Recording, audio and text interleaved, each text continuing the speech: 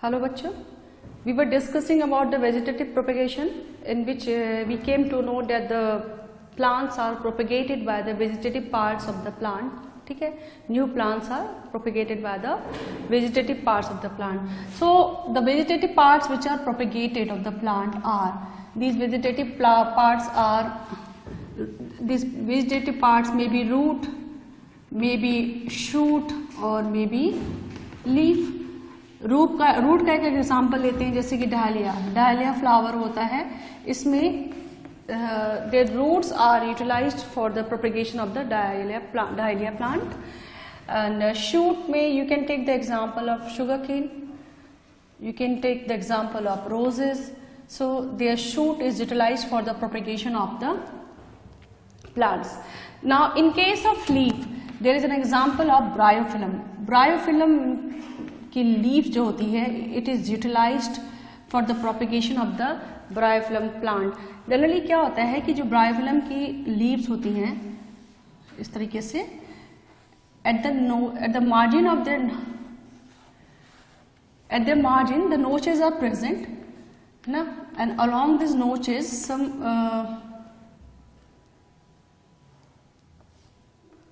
ठीक है, and in this notches some buds are produced, some buds are present which gives rise to the here the buds are present. These buds they are capable of producing new plant. ये buds जो होते हैं ना, they are capable of producing new plants. तो क्या होता है कि इन buds में से जो these are the notches present in the margins of the leaf and these are the buds. ये buds तो होते हैं they fall down on the soil. ये suppose this is the soil surface, ठीक है, इस soil surface पे ये bud गिर जाएंगे and after absorbing the moisture and getting nourishment they will develop into a new plant like this. So this is how the vegetative propagation takes place by leaves in bryophyllum. Now आपने एक particular term सुना होगा, tissue culture. Nowadays modern advanced techniques are used for the propagation of the plants by utilizing their vegetative parts, and that modern technique is known as the tissue culture, which is also known as or micro propagation. Tissue culture or micropropagation. Micropropagation या और tissue culture is a technique which is used in the laboratory. ये क्या होता है? This technique is used in laboratory. Laboratory में इसको use करते हैं, लेकिन इसके बाद जो इसके थ्रू जो plantlets form होते हैं, they are sown in the soil. They are planted in the soil to form the new mature plant. तो generally क्या करते हैं in this technique? The cells or tissues are taken from the tip of the plant. जो plant के tip पे होता है, क्या होता है, एपिकल मेरिस्टेमेटिक सेल्स प्रेजेंट होते हैं, एपिकल मेरिस्टेमेटिक टिश्यूज प्रेजेंट होते हैं. At the tip of the plant meristematic tissues are present which has the capability of division.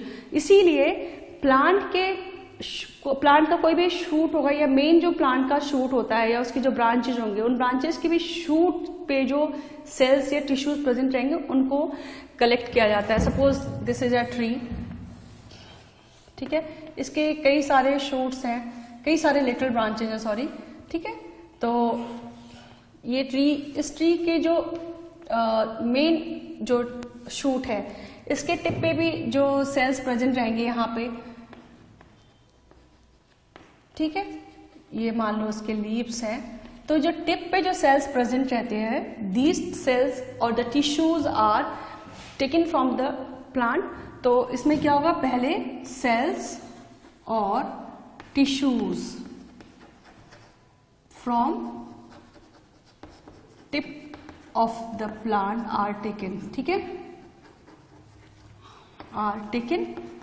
इसके बाद उसको क्या करेंगे, इन सेल्स या टिश्यूज को आर्टिफिशियल मीडियम में रखते हैं. They are placed in artificial medium. इस आर्टिफिशियल मीडियम में क्या होता है, बहुत सारे न्यूट्रिएंट्स होते हैं, nutrients which are required for the growth of the tissue or for the division of the cells or the tissue. Now इस आर्टिफिशियल मीडियम रखने के बाद क्या होगा, there will be the rapid division in the cells of the tissue. So rapid division will occur in cells और tissues. तो इसके चलते क्या होगा, it will form a group of cell which is known as the callus. तो callus will be form. Callus is क्या, what is callus? It is the undifferentiated mass of the cell. Callus is undifferentiated mass of cells. Undifferentiated क्यों? क्योंकि sales तो बहुत सारे present होते हैं. जब group of cells are present then it is known as tissue. But in case of tissues the cells are differentiated, but here when the cells are not differentiated then we cannot call them the tissue na. Though there are the mass of the cells are present but they are not differentiated, इसीलिए हम इसको क्या कह रहे हैं, callus कह रहे हैं, हम इसको टिश्यू नहीं कह रहे हैं. Tissue also consists of the group of cells, but those cells are differentiated, right? But here the cells are not differentiated, that's why they are known as the callus. Now this callus, it is transferred into the another medium which is rich in growth hormone. अब इस callus को फिर क्या करेंगे, it is transferred. This callus is transferred into the medium which consists of the hormones, medium containing hormones for growth and differentiation. इसके बाद क्या होगा, नया प्लांटलेट फॉर्म होगा. New plantlets form, new plantlets are formed, and these plantlets now they are transferred, they are planted in soil. These plantlets are planted in soil. इसको soil में फिर plant करेंगे और इसके बाद it will turn into a mature plant which will be, this mature plant will be disease free. Disease free mature plant बनेगा. ठीक है, समझ में आ रहा है. पहले जिस भी प्लांट या ट्री का, मान लो कोई ट्री है जिसके मैंगो ट्री है जिसकी जो फ्रूट की वैरायटी बहुत ज्यादा अच्छी है और हमें सेम वैरायटी का फ्रूट चाहिए. तो सेक्सुअल मोड ऑफ रिप्रोडक्शन से तो क्या होगा, there will be variation in their genetic structure. तो फ्रूट की वैरायटी चेंज हो सकती है. But by the means of the asexual mode of reproduction, that is by the vegetative propagation, and now we are utilizing the tissue culture और micro propagation. तो हम laboratory में अभी इसको बना रहे हैं. तो क्या करना पड़ेगा कि we will take some cells और the tissues from the tip of the plant. क्यों टिप ऑफ द प्लांट से हम ये सेल टिश्यू लेते हैं, because it contains the meristematic tissues, right? Apical meristems are present in the tip of the plant, ठीक है, और the shoot of the branches or the shoot. अब इसको क्या करेंगे, जो हमने टिश्यू लिया था उसको आर्टिफिशियल मीडियम में डालेंगे जिसमें न्यूट्रिएंट्स रहता है. Now due to these nutrients and other substances it will show rapid division. वो जो टिश्यूज होंगे ना उनमें रैपिड डिवीजन होगा और इन will form a mass of the cell, undifferentiated mass of cell which is known as callus. अब callus को फिर ट्रांसफर कर देंगे एक दूसरे मीडियम में, आर्टिफिशियल मीडियम में, जिसमें कि हॉर्मोन्स पड़े रहेंगे. ठीक है, और वो हॉर्मोन्स क्या होंगे, they are related with the growth and the differentiation. Growth और डिफरेंशिएशन से रिलेटेड हॉर्मोन्स रहेंगे तो they will be responsible for the formation of new plantlets. छोटे छोटे प्लांट्स बनेंगे जिसको हम बोलते हैं plantlets. Now these plantlets, laboratory से उन प्लांटलेट्स को ला करके they are planted, they will be planted in the soil, and these new plantlets they will give rise to the mature plant which will be the disease free, and in this way we will get the plant of the same variety which has the good quality of food, better quality of food. This is known as the tissue culture or micro propagation. Generally it is utilized in for the ornamental plant. It is utilized for ornamental plant commonly. ठीक है. So this is all about the asexual reproduction. Now I'll discuss some questions which are given in your book. Now let's discuss some questions. The first question, how does binary fission differ from multiple fission? मैंने discuss किया है कि binary fission is the mode of reproduction where one parent cell divides into two daughter cells. So in case of binary fission, we can get only two daughter cell from one parent cell, whereas in case of multiple fission, one parent cell can give rise to more than two daughter cell. ठीक है. तो number of daughter cells which are produced by multiple fission, they are more as compared to binary fission. Another important difference is that the organisms which are divided by the binary fission, they are immortal, because the whole parent body it gets divided into two daughter cells, so no body part is left there to die. In case of the organisms which divide by binary fission, they are immortal. Why? Because the parent cell, the whole parent cell, it divides into two daughter cells, right? But in case of multiple fission, the organisms, they cannot be called as the immortal, because the membrane, multiple fission में क्या होता है, cell के अंदर, parent cell के अंदर जो nucleus होती है, वो कई सारे छोटे छोटे टुकड़ों में डिवाइड होगा, उसके बाद उसके चारों ओर साइटोप्लाज्म गैदर होता है, फिर मेम्ब्रेन फॉर्म होती है. इस तरीके से वो बहुत सारे डॉटर सेल्स बनाते हैं. और जो फिर पेरेंट सेल की जो सेल मेम्ब्रेन होती है, वो रप्चर जब होती है, तो रप्चर होने के बाद सारे डॉटर सेल पेरेंट सेल से बाहर आ जाते हैं. तो इन केस ऑफ मल्टीपल फिशन क्या हो रहा है, there is the loss of the cell membrane is taking place. So some body part is there which are being died. ठीक है. कुछ body part है जिसकी डेथ हो रही है. That is why the organisms which are produced by binary fission, they are known as immortal, but the organisms which are produced by multiple fission, they are not the immortal. So this is the answer. Now the next question, how will an organism be benefited if it reproduces through spores? हमने discuss किया था कि spores are produced inside a structure, inside a bag like structure, sac like structure which is known as the sporangium. balloon like structure होता है, मैंने दिखाया था आपको. Generally spores are produced in fungi, in some bacteria like in cocci bacteria, in bacillus bacteria, coccus bacteria and bacillus bacteria. So in those organisms the spores are produced. In some lower plants also the spores are produced, and these spores are produced in a structure which is known as the sporangium. Now the spores, they are surrounded by a thick wall. जो spores होते हैं ना, they are generally, suppose here is the sporangium, Rhizopus का एक sporangium हम देखते हैं. इसके अंदर जो spores होते हैं ना, they are surrounded by thick wall. ये इनके चारों ओर एक thick wall present होता है. And when the rupture of sporangium wall takes place, they come out from the sporangium. अब these thick walls protect the spores from the desiccation, from the adverse environmental condition. ठीक है.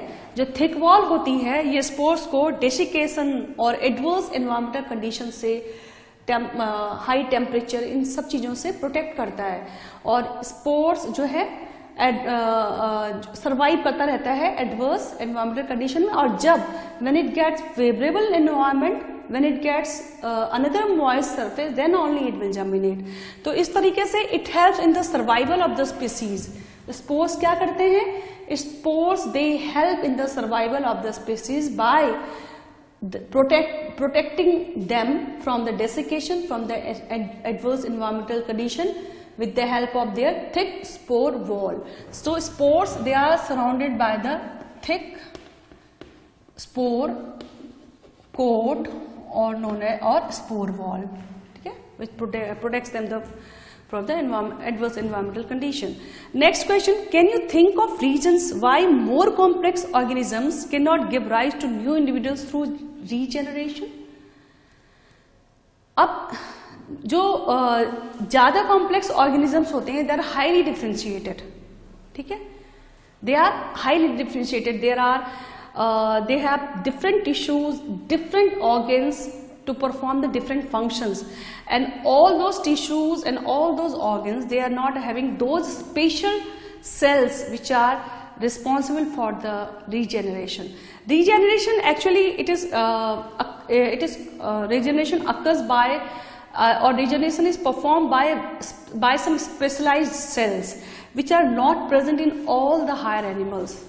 They are present only in some lower animals like Hydra and Planaria, and they are absent. These specialized cells are absent in higher organism, complex organism, because जैसे मैंने बताया कि they are highly differentiated, and all the tissues and the organs are specialized for different functions.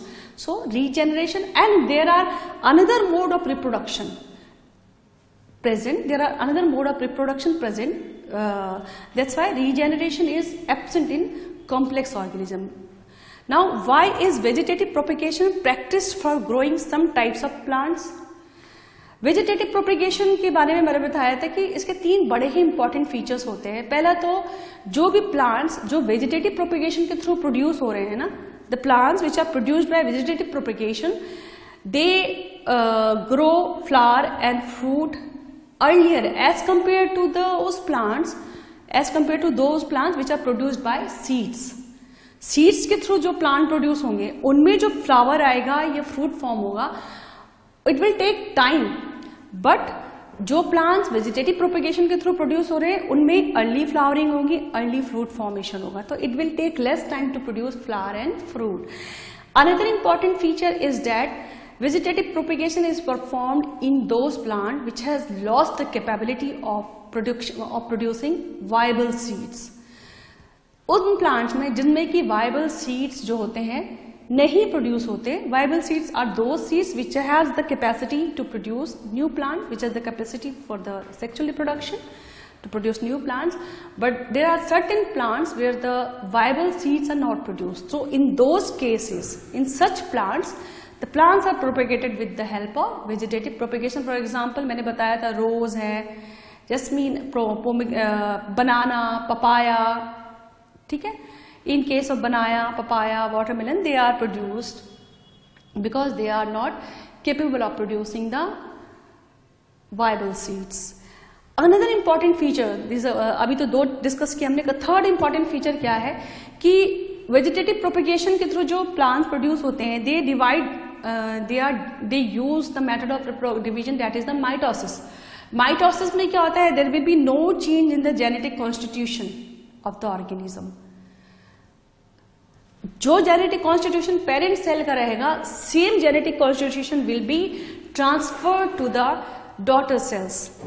So there will be no change in genetic constitution. यानी कि अगर plant जो है वो हाई क्वालिटी का प्लांट है, if the plant is producing high yield, better quality of fruit, better quality of the crop, so the plants, when we get the daughter plants, they will also have the same quality as that of their parent plant, because they are divided with the help of the mitosis division. And mitosis division में क्या होता है? There is no chromosome, there is no crossing over, there is no exchange of genetic material, so no variation. It means we will get the higher yield, better quality of the plant from the better quality of the daughter plant from the daughter plant. That is why vegetative propagation is practiced in growing some types of the plant. Now last question is, why is DNA copying an essential part of the process of reproduction? Basically it is the DNA क्या होता है? DNA is the genetic material which consists of the information which consists of the information, genetic information, ठीक है. और genetic information is very essential for any organism. एक generation से दूसरी generation में जो जेनेटिक इंफॉर्मेशन होता है कैसे ट्रांसमिट होता है? It is transmitted by the DNA. तो अगर एक पेरेंट सेल से डॉटर सेल बनाने हैं तो पेरेंट सेल के अंदर जो डीएनए है that should be transferred into the daughter cell, right. तो अगर डीएनए जो पेरेंट सेल के अंदर का डीएनए है अगर वो कॉपी करके सेम अपने जैसा डीएनए नहीं बनाएगा then how can it be transferred from the parent cell to daughter cell. So, for the transmission of the information, for the transmission of the characters from parent generation to the offspring generation or from parent generation to daughter generation, DNA copying is very essential process for the reproduction. So, I hope कि आपको answer समझ में आ गए होंगे। Next, I am going to start with the sexual reproduction. Next is sexual reproduction. आपने छोटी classes में sexual reproduction के बारे में पढ़ा होगा, थोड़ा बहुत तो आपको आइडिया ही होगा। What is sexual reproduction? It is a mode of reproduction in which the two parents are involved, right. Biparental, it is biparental because two parents are involved and both the two parents they produce gametes.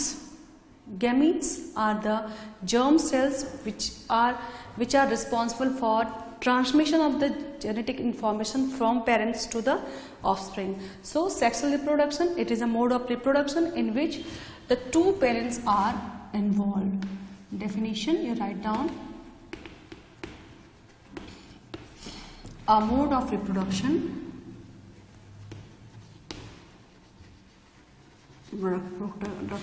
in which two parents are involved.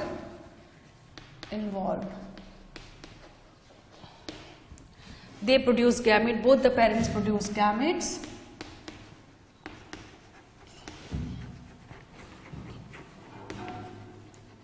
Gametes which later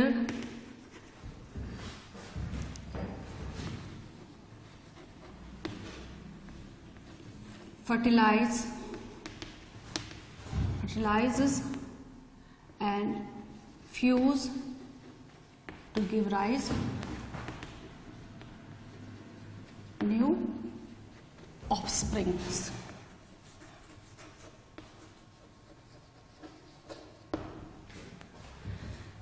Fertilize and fuse to give rise to new offsprings. ठीक है? Now, where is the occurrence of this sexual reproduction? कहाँ आपको sexual reproduction ये देखने को मिलेगा? What is the occurrence of the sexual reproduction? तो you can see sexual reproduction in all the animals, including all those animals which are also reproduced by asexual reproduction. ठीक है? तो in all animals, including all those organisms which also reproduce asexually, including asexually reproducing organisms.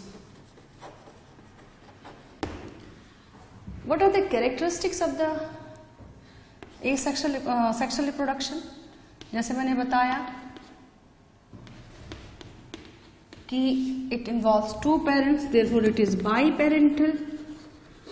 ठीक है, ये biparental होता है. They will produce gametes. They produce gametes. Gametes तो होते हैं, दो तरीके के होते हैं. Gametes are male gametes and female gametes. ठीक है, and these gametes are produced in gonads. इसमें जो है during gamete formation in sexual reproduction, during gamete formation exchange of genetic material occurs during gamete formation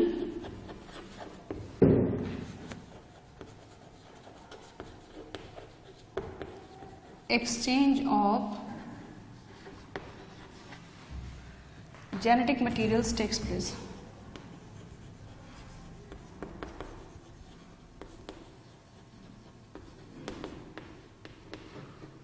ठीक है, exchange of genetic materials occur and which gives rise to the variation, and this variation is responsible for the evolution of the organism, evolution of the races. ठीक है, अभी हम देखेंगे कैसे variation होता है, कैसे इवोल्यूशन होता है. Next question is that why there is shift from asexual reproduction to sexual reproduction. Asexual reproduction से सेक्सुअल रिप्रोडक्शन के लिए क्यों शिफ्ट हुआ? Why there is a shift from asexual reproduction to sexual reproduction. क्यों? क्या होता है? जब प्रिमिटिव अर्थ था उस समय क्या था? Generally very lower organisms were present during primitive earth. जैसे जैसे अर्थ जैसे जैसे जो है मॉडर्न अर्थ बनना शुरू हुआ, जैसे जैसे इवोल्यूशन होना शुरू हुआ, समय बढ़ा, क्या हो गया? They will become the food sources, they become limited. उसके अलावा climate become hostile for the organisms to survive. ठीक है, तो due to these environmental adverse environmental condition क्या हुआ? It is become difficult for the survival of the organism become difficult. अब sexual reproduction के case में क्या होता है? सेक्सुअल रिप्रोडक्शन जो है it ensures the survival of the organism under adverse condition, under the adverse environmental condition. ठीक है, तो एसेक्सुअल रिप्रोडक्शन से सेक्सुअल रिप्रोडक्शन के लिए शिफ्ट क्यों हुआ? बिकॉज सेक्सुअल रिप्रोडक्शन जो होता है it ensures the survival of organisms under unfavorable environmental condition.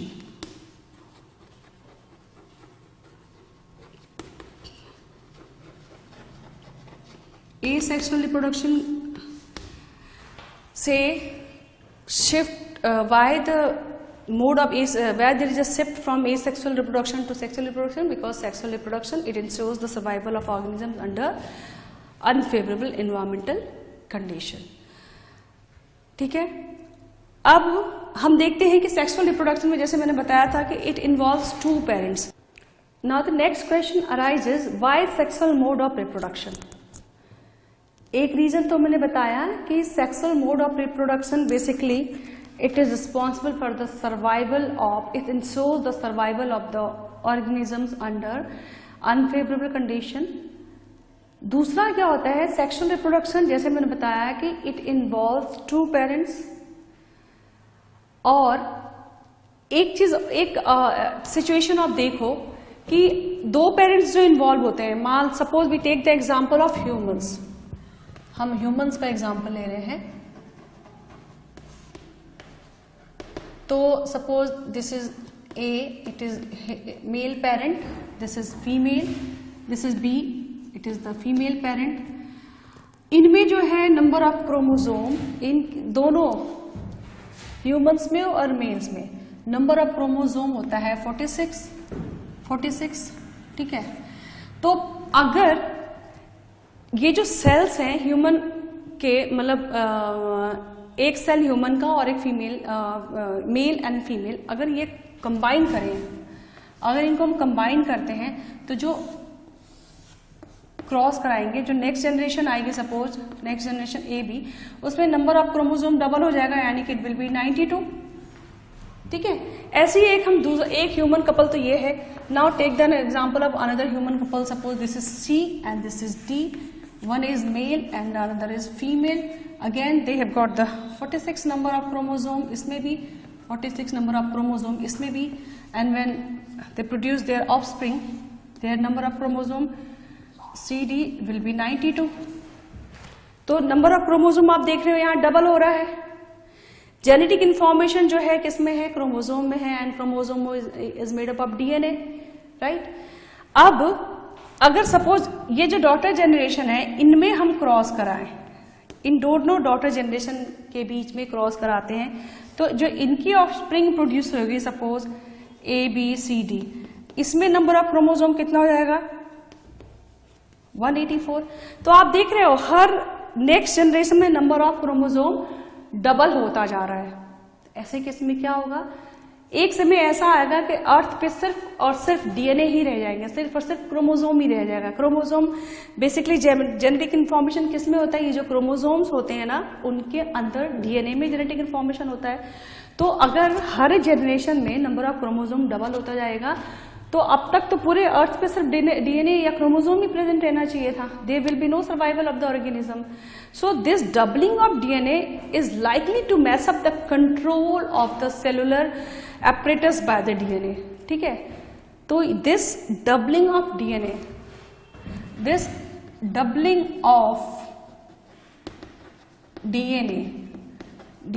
is likely,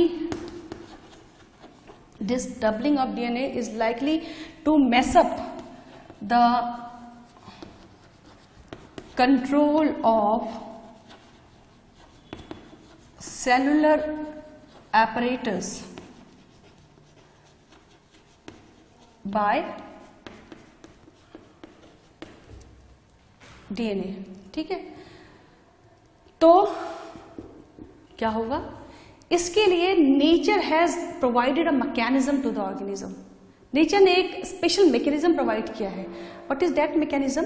उस मैकेनिज्म में क्या होता है कि ये तो आपने समझ लिया कि क्यों अगर मतलब इस तरीके से DNA डबल होता जाएगा हर जनरेशन में, तो क्या होगा, एक मैसअप हो जाएगा अर्थ पे, सिर्फ यू विल गेट DNA।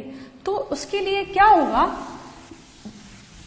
हम देखते हैं कि earth has provided a very special mechanism in the organisms. जब इंडिविजुअल ये पेरेंट ऑर्गेनिज्म है, इनके अंदर देयर आर सर्टेन, जैसे ऑर्गेनिजम्स कॉम्प्लेक्स होते जाते हैं, sexual reproduction is generally present in the complex organism. जितने भी एनिमल्स हैं दे आर कॉम्प्लेक्स ऑर्गेनिजम्स और द हायर प्लांट्स। तो जैसे जैसे ऑर्गेनिज्म कॉम्प्लेक्स होते जाएंगे क्या होगा, there will be the development of specialized tissues, specialised organ system होगा स्पेशल। ठीक है ना, तो जैसे ही जितने भी कॉम्प्लेक्स ऑर्गेनिज्म होंगे उनके अंदर स्पेशलाइज्ड ऑर्गन्स होगा which will produce specialized cells for the reproduction. तो इसी तरीके से हर ऑर्गेनिज्म में, इंडिविजुअल में, आदर मेल या female, they have some gonads. इनमें क्या होता है, गोनेट्स होता है, and gonads they produce gametes.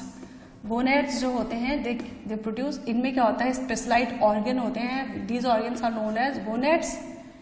ठीक है, in case of male it is testis, in case of female it is ovary.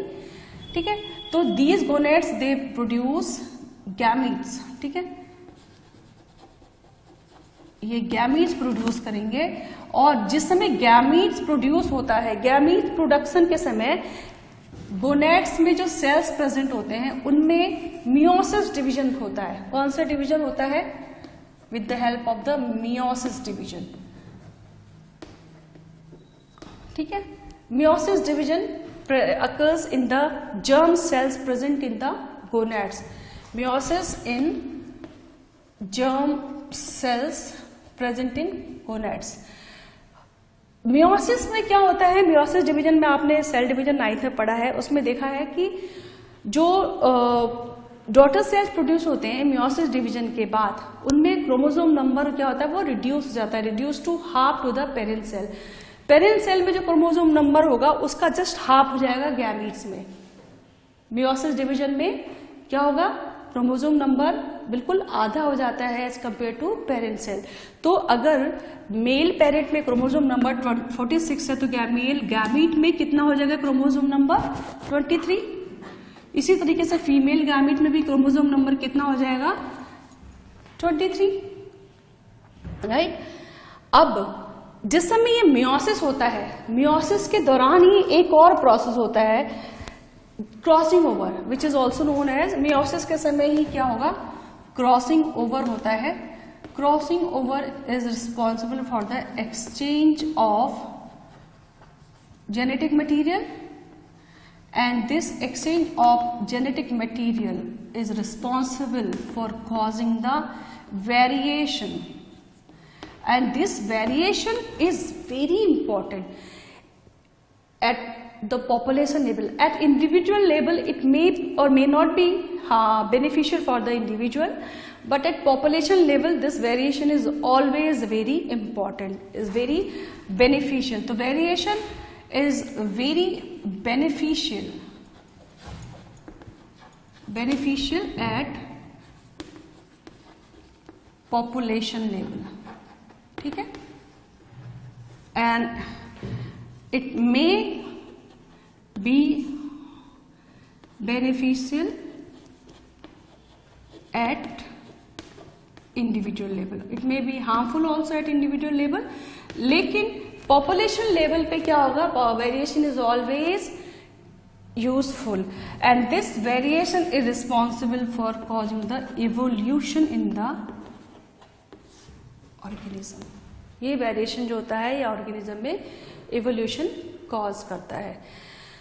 तो इसी वेरिएशन के चलते अब जो मियोसिस सेक्सुअल मोड के थ्रू जो ऑर्गेनिज्म, जो डॉटर्स प्रोड्यूस होते हैं, they are not exactly similar to their parents because they will contain the quality of both their mother and their father. They have the quality of both of their parents. That is why they are not exactly similar to their one parent, either of the one parent. ठीक है. तो अब ये जो gamete formation हुआ, ये gamete now they will fertilize, they will show fertilization or the fusion and will form the offspring. अब ये जो ऑफस्प्रिंग आएगा, दिस इज द ऑफस्प्रिंग. इस ऑफस्प्रिंग में क्रोमोसोम नंबर जो है क्या होगा, इट विल बी रीस्टोर्ड. अब क्रोमोसोम नंबर आप देख रहे हो रीस्टोर हो गया. So this is the way nature has managed the number of, manage the process of the restoration of chromosome number in offsprings. ठीक है, by the process of meiosis. Meiosis के through variation भी होता है, which is responsible for the evolution.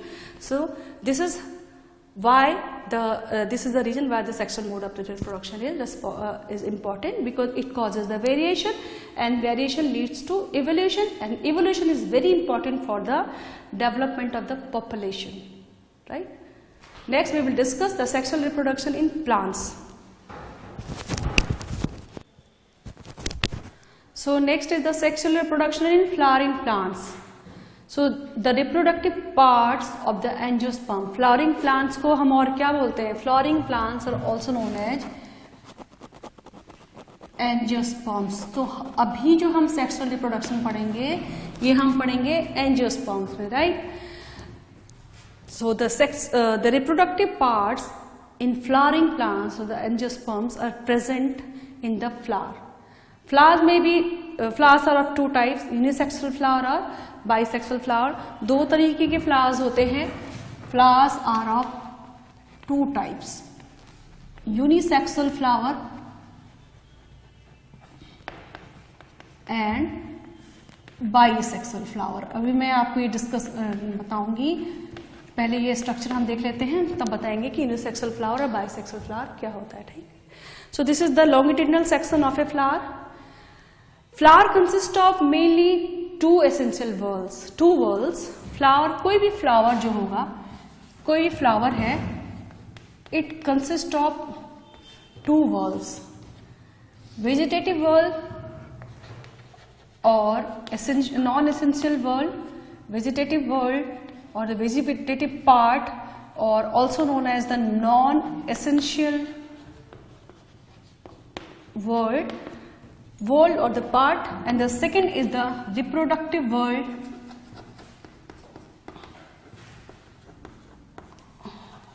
और essential whorl. ठीक है. अब जो ये नॉन एसेंशियल whorl है या वेजिटेटिव whorl है, it comprises two parts, sepals and petals. ये फिर से दो तरीके का होता है, sepals and petals. एंड जो रिप्रोडक्टिव वॉल होता है it also consist of 2 parts, stamens and carpels, right. तो ये 4 पार्ट होते हैं जो मिल करके एक फ्लावर को बनाते हैं। Now let's see, this is the sepal, this is petal, this is stamen and this is known as carpel, ठीक है। ये 4 पार्ट हुए। अब जो एक एक करके हम देखेंगे, इसको एसेंशियल वॉल कहते हैं, इसको नॉन एसेंशियल वॉल कहते हैं। क्यों? क्योंकि this is essentially required, responsible, this is essentially required in the reproduction and this is not essentially required in the reproduction. Now let's see what are the functions of all those parts which are present in flower. But before dealing with these, now let's see, मैंने कहा था कि मैं बताऊंगी कि what is the difference between unisexual and bisexual flower. Unisexual flowers are those flowers in which either the stamen or the carpel is present, either the male reproductive part is present or the female reproductive part is present. But bisexual flower वो flower होते हैं जिनमें कि दोनों reproductive organ present होते हैं, mail reproductive part भी present होता है और फीमेल reproductive part भी present होता है। तो यूनिसेक्सुअल फ्लावर में क्या होता है, either it consists of either stamen or carpels, और जो bisexual फ्लावर है it consists of both stamens and carpels, इसमें दोनों stamens और carpels present होगा। Example of unisexual flower is papaya, watermelon।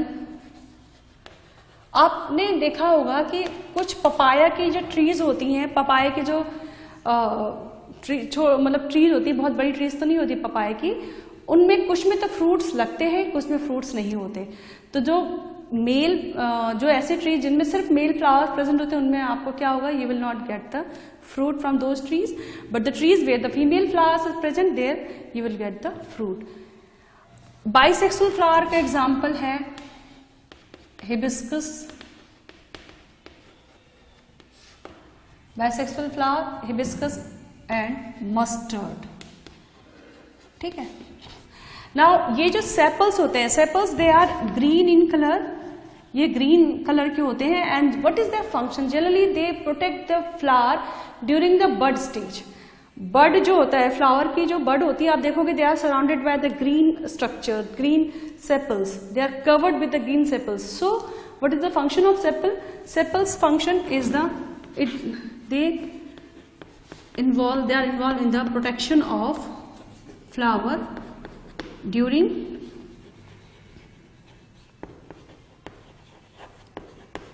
bud stage, right? petals जो होते हैं they are colored, ये कलरफुल होते हैं। एंड कलरफुल क्या, कलर्ड होने के अलावा they also have fragrance, इनमें ऑर्डर भी होता है, beautiful order they have beautiful fragrance. So ये कलर और ये जो फ्रेग्रेंस होता है, they are responsible for the attraction, they are responsible to attract the insects and birds for the pollination. So these color and fragrance, they are responsible to attract birds and insects for pollination, ठीक है। Now let's move to the essential whorls. The essential whorls, the first essential whorl is stamen. Collectively, stamens are basically, they are also known as androecium or also known as male reproductive part, ठीक है। These sepals, they are collectively called as sepals, they are collectively called as calyx, and these petals, they are collectively called as corolla, ठीक है। तो जो stamens होते हैं they are also known as androecium और the male reproductive part and they are made up of 3 parts. Stamens they are further divided into 3 parts. Filament, connective and anther. ठीक है, let's see the structure of a stamen. Suppose this is the filament which form the stalk of the androsium or the stamen, which holds the globular structure, which holds a ovular structure, that is anther. Now this is connective, which connects the anther to the filament, and this is the anther.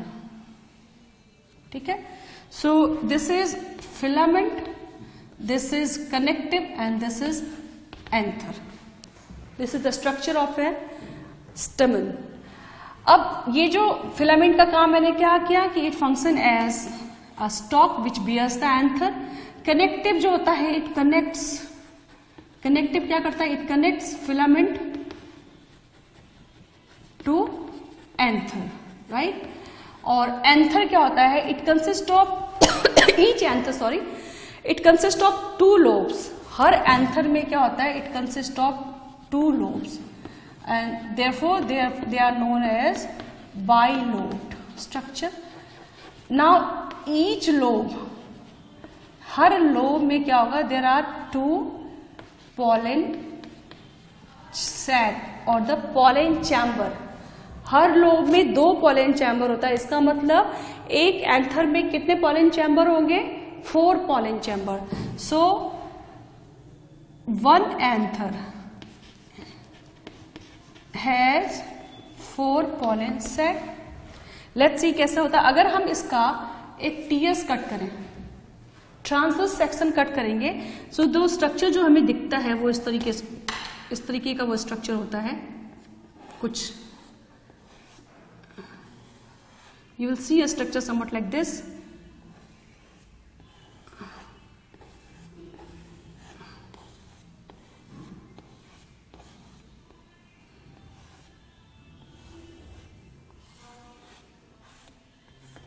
ठीक है, जिसके अंदर ये 1 2 3 4 these are 4 lobes and each lobe has, this is pollen sac.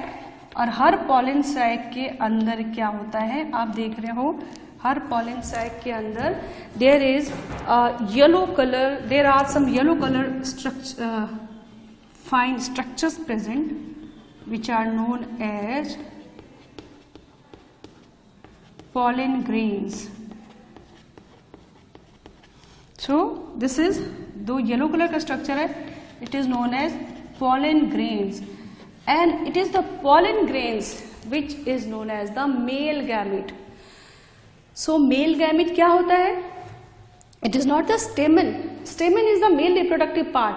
But कई बार बच्चों को confusion होता है, male gamete में stamen लिख देते हैं, anther लिख देते हैं.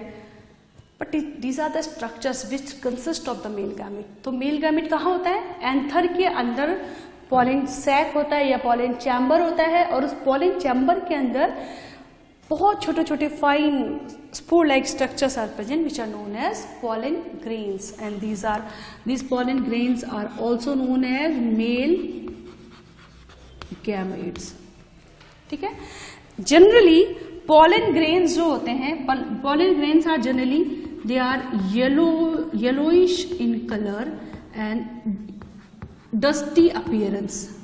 ठीक है, जैसे आप किसी फ्लावर का जो आप स्टेमन दिखता है उसको टच करो ना, तो आपके हाथ पे येलो छोटा सा फाइन पाउडरी सब्सटेंसेस स्टिक हो जाएगा. That is those powdery substances are the pollen basically. ठीक है, आज ही जाके आप हिबिस्कस, गुड़हल होता है ना हिबिस्कस, उसके फ्लावर के जो मेल रिप्रोडक्टिव पार्ट होगा, जो स्टेमन होगा, उसको आप टच करना, थोड़ा सा रफ करना, तो आपको वो येलो डस्टी पाउडर जो है आपकी फिगर पे स्टिक हो जाएगा. Next part is carpel. Carpel is the female reproductive part. It is also known as carpel, or carpel is also known as gynecium or female reproductive part. ठीक है, gynecium or the female reproductive part. Freely occurring carpel, freely occurring units of carpel is known as pistil. किसी भी flower में the freely occurring units, freely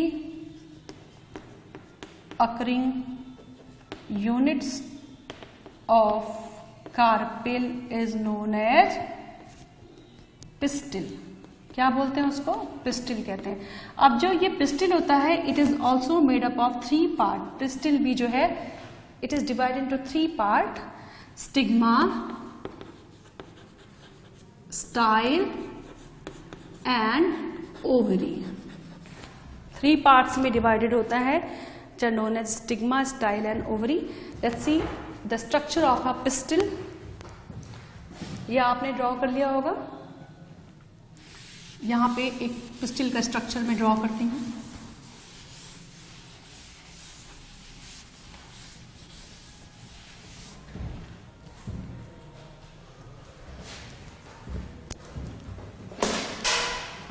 structure of A pistil, let's see.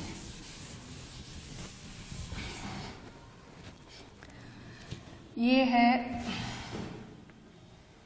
This is the hairy and sticky stigma, the uppermost part of the pistil, which opens into, which leads into a tubular structure which is known as style, and finally it ends into a swollen bag-like structure which is known as the ovary, right? So this is the swollen structure which is known as ovary, and it is present in the center of the flower. जो female reproductive part होता है ना, it is present in the center of the flower. Carpel is always present in the center of the flower. So this is stigma. ये क्या है? ये stigma है. Stigma क्या होता है? It is hairy and sticky. तो हेरी और स्टिकी नेचर जो स्टिग्मा का होता है, it helps in the adhesion of the pollen grain. Pollen grain जो आते हैं ना, वो इससे स्टिक हो जाते हैं. Now this stigma it's leads into the style tubular structure. ये जो ट्यूबुलर स्ट्रक्चर है, this is known as the style, and this swollen part is known as the ovary. अब हर ओवरी के अंदर चैम्बर होता है. There is a chamber present inside a ovary. That chamber is known as locule. Chamber कई बार एक से ज्यादा भी होते हैं. फिलहाल हम यहाँ पे एक चैम्बर देख रहे हैं. This chamber is known as locule. ठीक है. अब चैम्बर में क्या होता है? There is parenchymatous mass of cells. Parenchymatous mass is present, which is known as the placenta. तो इस चैम्बर के अंदर प्लेसेंटा प्रेजेंट होता है. This is the parenchymatous tissue mass of the cells. This is known as the placenta. और हर placenta से attach होता है एक ओव्यूल. ठीक है. So from this placenta there is a structure attach which is known as the ovule, and this is the structure which is attached by the placenta. This is known as ovule. So this structure is known as ovule. Her ovule के अंदर एक embryo sac present होता है. So this is the structure which is present inside an ovule. It is known as embryo sac. और हर embryo sac में क्या होता है? Inside each embryo sac egg cell is present. वैसे तो आप जब डिटेल में पढ़ोगे तो you will get to know that there are 8 nucleus and 7 cells present, but right now I'm not dealing this in detail.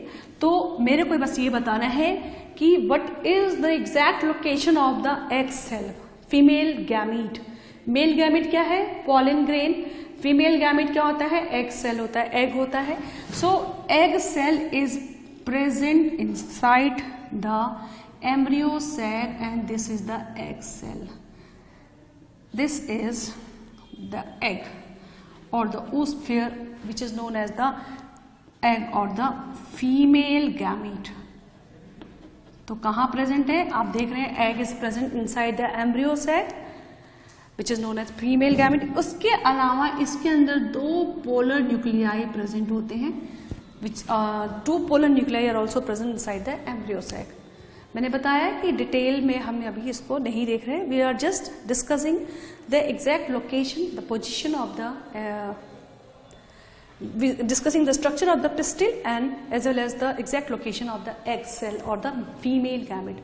So these are all the essential whorls and the non-essential whorls of the flower and the sexual and the reproductive parts of the flower. Next we will discuss the pollination and fertilization.